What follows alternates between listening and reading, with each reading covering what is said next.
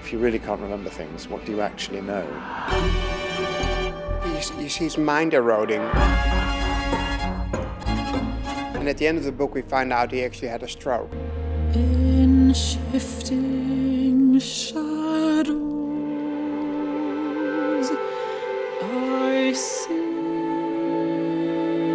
the intent of... A short, high-pitched crack.